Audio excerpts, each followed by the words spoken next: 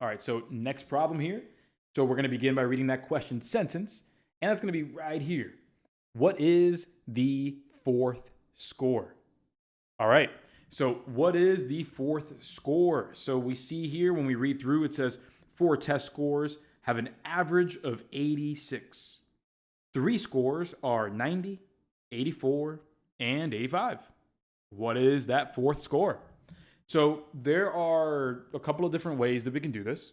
One way is plugging and chugging. The other way is going to be using our formula and working backwards.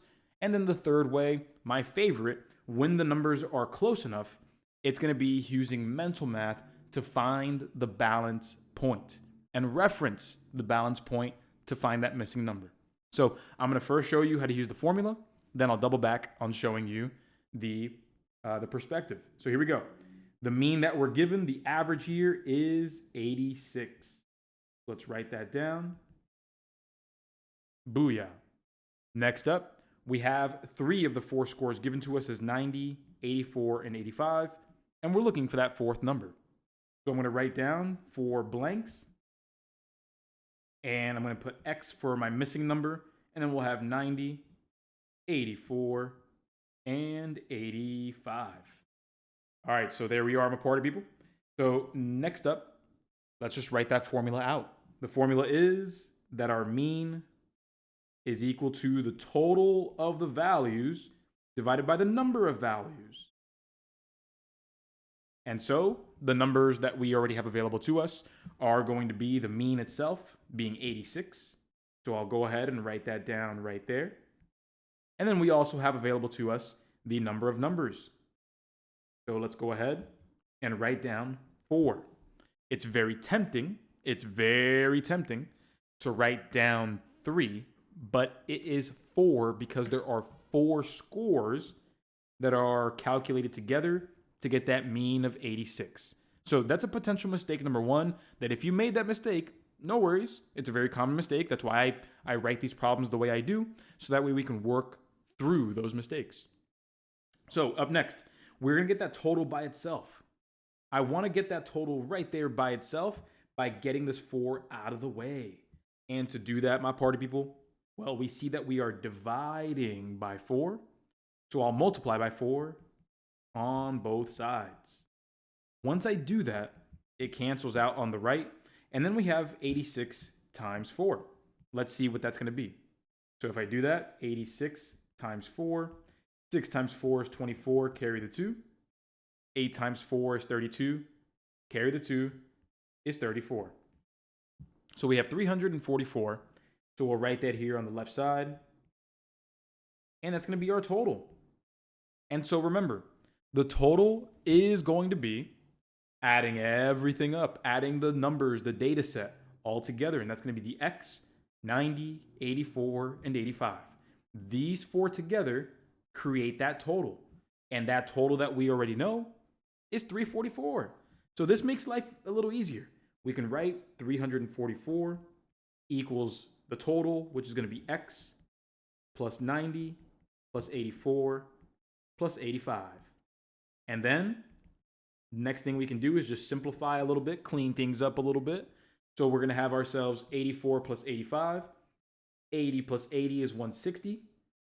4 plus 5 is 9, so 169. 169 plus 90 is 259. We have X plus 259. And again, you are more than welcome to add up 90, 84, and 85 all together. That's going to give you 259. But I always have to promote mental math all day because it does help you out. But regardless of all of that, everybody, once we get to this point, what is the final step that we're going to take? What is the final operation that we're going to perform on both sides? Subtraction all the way. So we're going to subtract 259 on the right, 259 on the left.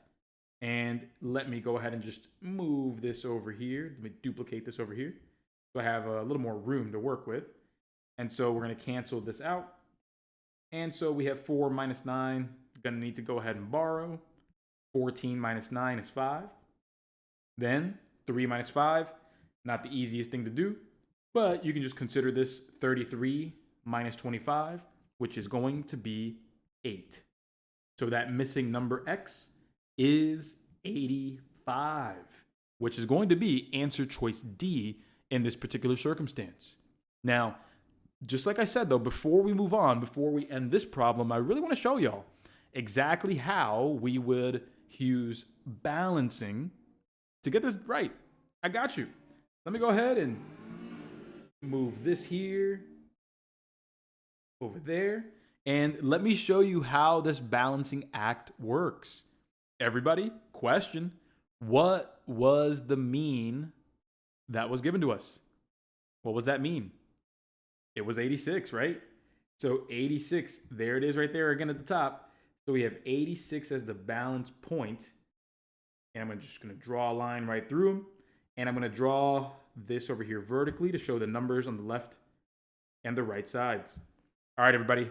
So let's go ahead and start off with the 90. Let's just go one number at a time. Let's grab the 90. And I'm going to put that 90 on the right side because 90 is bigger than 86. So I'll put 90 right there. Everybody, how far is 90 from 86? Oh, yeah, it's 4. Cool. So let me just write 4 right there. And then the next number that I'll write down is 84. That's on the left side. That's smaller than 86. Everybody, how far away is 84 from 86? Okay, that's 2. Perfect. And then the last number that I'll write down is the 85. And 85 is smaller than 86, so I'll write it over here on the left side. Everybody, how far away is 85 from 86? Oh yeah, just 1. Okay, great. So help me out, everybody. What is the total of the left side? What is the total of this left side? 3. Okay. 3. Perfect. So with that said, this is 4 on this side. Everybody, to make this balanced, to make and keep the balance, where and how much do we need to place? How much do we need to place and where? If this says 4 and this is 3, how far away are we from being balanced? How far away are we from being balanced? If this is 4 and this is 3, we just need 1 over here, right?